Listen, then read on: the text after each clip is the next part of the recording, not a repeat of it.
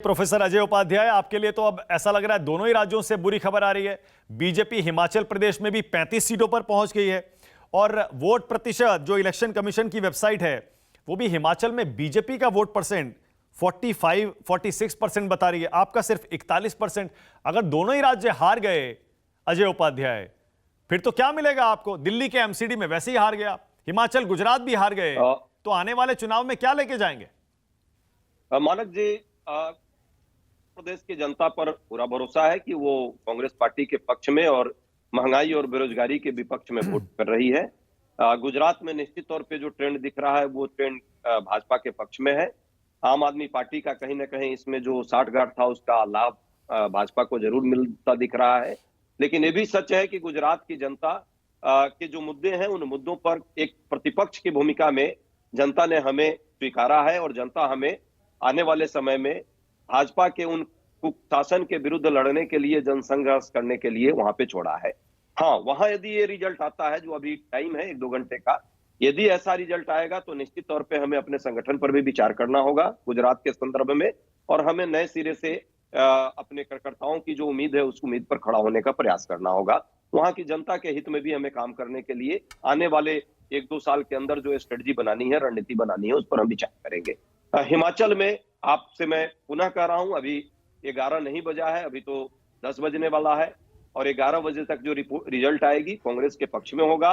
वहां रिवाज जो बदलने का कंसेप्ट है, मैं समझता हूं इस बार जो है रिवेंज, महंगाई और बेरोजगारी के विरुद्ध वहां की जनता ने रिवेंज लिया है। तो वो रिवेंज है।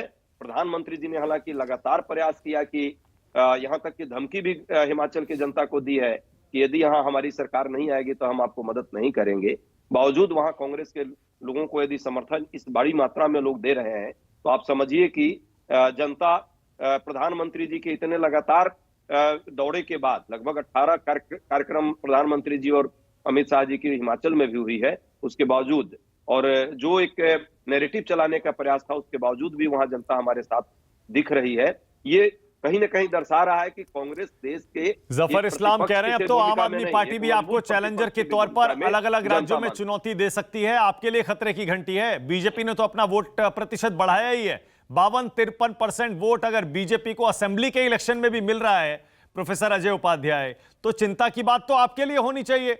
आपका वोट परसेंट 41% हिमाचल में है, ठीक है, मान लिया कांटे की टक्कर है, लेकिन गुजरात में आपका वोट परसेंट जो कि इलेक्शन कमीशन की वेबसाइट का आंकड़ा है 26-27% पे आ गए आप।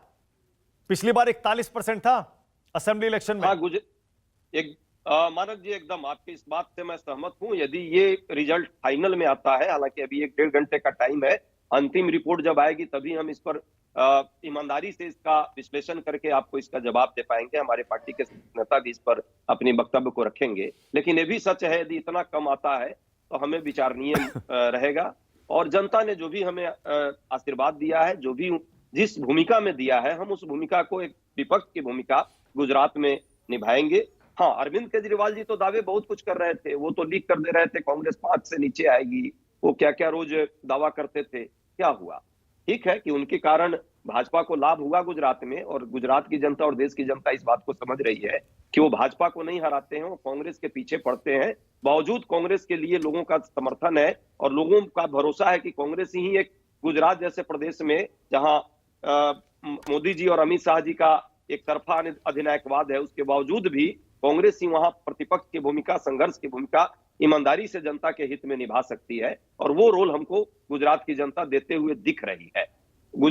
हिमाचल में जनता का भरोसा कांग्रेस पर आया और आ रहा है। जो रिजल्ट दिख रहा है ये दर्शाता है कि भाजपा जो है अपराजित नहीं है। भाजपा जिन मुद्दों पर लड़ना चाहिए भाजपा को, यदि जब विकास के मुद्दे पर वो आती है तो वहां पे वो फेल होती है। महंगाई बेरोजगारी का मुद्दा हिमाचल की जनता ने एक तरह से एक लोकतंत्र को जीवित करने के लिए और महंगाई और बेरोजगारी के मुद्दों को लेकर जफर इस्लाम, ऑल राइट, जफर इस्लाम, अभी घनेंद्र बैठे हैं आम आदमी पार्टी से, वो कह रहे थे कि गुजरात में 14-15% वोट हमें मिल रहा है, 8-10 सीटें भी अगर मिल गई उसके बाद 24 में देखिए हम क्या खेल करते हैं, और बीजेपी को चुनौती हम ही दे पाएंगे 2024 में। जफर इस्लाम, देखिए, कांग्रेस और आप जो है आपस में निपटे, वो उसमें हमें क्या कहना है। हम तो सिर्फ एक ही चीज़ जानते हैं कि हमें जनता के बीच में रह के जनता के लिए काम करना है, जनता के साथ समर्पित होकर उनके लिए काम करना, उनके उत्थान के लिए काम करना है। उन्हीं के लिए भारतीय जनता पार्टी में कोई पद नहीं होता है, कोई सरकार, कोई प्लेटफॉर्म सिर्फ होता है, सिर्फ माध्यम होता है कि लोगों की सेवा करने का। हम वही करते रहेंगे।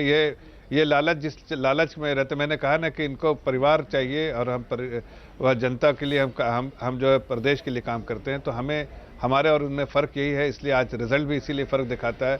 आप बड़े बड़े दावे कर रहे थे, लिख के दे रहे थे, ये कर रहे थे, आज उन्हें भी एहसास हो रहा है कि ये लिखना पढ़ना जो है छोड़ें और जहाँ सरकार मिली है, जो वायदे किए हैं वो पूरा करें, ताकि कम से कम लोगों का विश्वास जीते। आज जिस तरह से एमसीडी का रिजल्ट आया है, आप बिल्कुल साफ दिखता है कि वो उनकी पॉपुलैरिटी जो दिल्ली में थे कम हो जाएगी। उनकी चिंता जो अब दिल्ली में होनी चाहिए, जहाँ पर इस बार वो जो अगली बार इलेक्शन जब आएगा तो पूरे तौर से सिमट जाएंगे, ये पक्की बात है। आज इस बार का एमसीडी का रिजल्ट इस बात को दर्शाता है कि 15 साल के बाद भी अगर हम लेकर आए हैं 104 सीटें, तो उससे समझ में आता है कि अगली बार खतरे की घंटी उनकी दिल्ली में भी है, पंजाब में भी है और सारे देश में तो कहीं उनकी स्थिति नहीं है। कांग्रेस और उस दोनों पार्टी को चिंता करनी चाहिए। भारतीय जनता पार्टी इस बात से कम से कम सोच के अच्छा लगता है भारतीय जनता पार्टी को कि हमें लोगों के बीच में जो सेवा करने का मौका मिला, हमने सेवा किया और आगे भी करते रहेंगे और उनका आशीर्वाद लोगों को ओके, गणेंद्र जवाब दीजिए। आप कांग्रेस से लड़िए, जफर इस्लाम कह रहे हैं हम तो कंफर्टेबल हैं। आप कांग्रेस से दूसरे स्थान के लिए लड़ते रहिए, उनको तो 52, 53, 54% वोट मिल रहा है, उनको चिंता नहीं है। देखिए मानक जी मैं दोनों की बात का जवाब देना चाहता हूं। कांग्रेस के साथी जो कह रहे थे, कांग्रेस अपने घर में नहीं देखती। कांग्रेस बार बार कहती है कि हम भारतीय जनता पार्टी की बी टीम है। अरे बी टीम तो कांग्रेस है। पिछले 2 सालों में कांग्रेस के 325 विधायकों ने बिककर भारतीय जनता पार्टी की सरकार बना ली। कांग्रेस के विधायक बिकते हैं, भारतीय जनता पार्टी खरीदती है। पूरे देश में ये हो रहा है। आप देख लो, अरुणाचल से लेकर कर्नाटक तक यही हाल है। कांग्रेस के लोग बिकने को तैयार है, भारतीय जनता पार्टी खरीदने को तैयार है। और दूसरी बात जो भारतीय जनता पार्टी के लोग कह रहे हैं, मैं कहना चाहता हूं जफर इस्लाम को कि जफर इस्लाम साहब, अहंकार तो रावण का भी नहीं रहा, आप लोग तो बहुत छोटी चीज हो। इस देश के लोगों ने अगर आपको सत्ता दी है तो यही देश के लोग आपको सत्ता से हटाएंगे। आज देश का हर आदमी दुखी है। आज महंगाई अपने चरम पे, आज देश में बेरोजगारी अपने चरम पे है। आज देश में आपके राज्यों में जहां भारतीय जनता पार्टी की सरकार है, वहां महिलाओं पे सबसे ज्यादा अत्याचार हो रहे हैं। किसानों पे आप लाठी चलाते हो, जो नौकरी मांगने जाता नौजवान लाठी आप चलाते हो, सब पे आप चलाते हो। घनेंद्र भाई, आज जनादेश का दिन है, आज आप कम से कम जनादेश का अपमान मत करिए। देखिए, मुद्दे होंगे, मुद्दे गिनाने का वक्त और भी होगा। आज गुजरात की जनता ने रिकॉर्ड तोड़ बहुमत दिया है बीजेपी को। मानक जी, आप कह रहे हैं जनता परेशान है, ये परेशान है, वो परेशान है। अरे भाई, 146 सीट मिल रही है, 53% वोट मिल रहा है। मानक जी,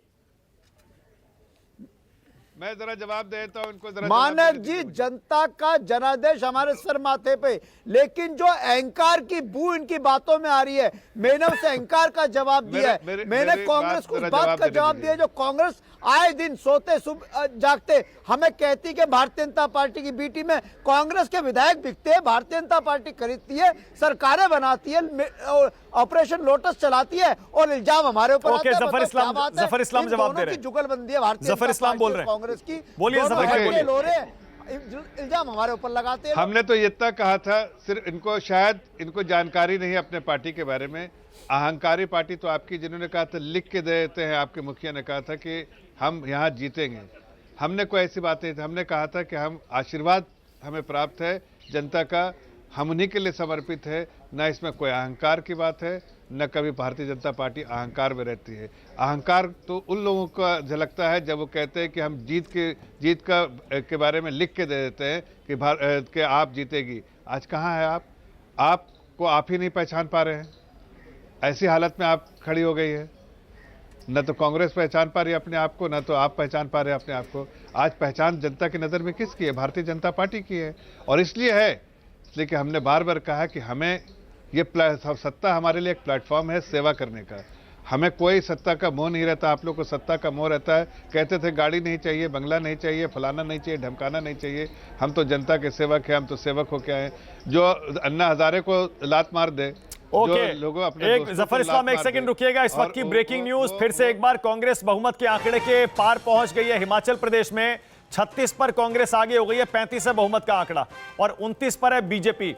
प्रदीप चौहान शिमला से मेरे साथ जुड़ गए हैं। प्रदीप, ये बार बार कभी बीजेपी आगे कभी कांग्रेस आगे, हिमाचल की लड़ाई एकदम कांटे की टक्कर तो लग रही है, लेकिन मैं बार बार यही सोच रहा हूं, अगर 34-34 हो गया प्रदीप 68 विधायकों की विधानसभा में, तब क्या होगा प्रदीप?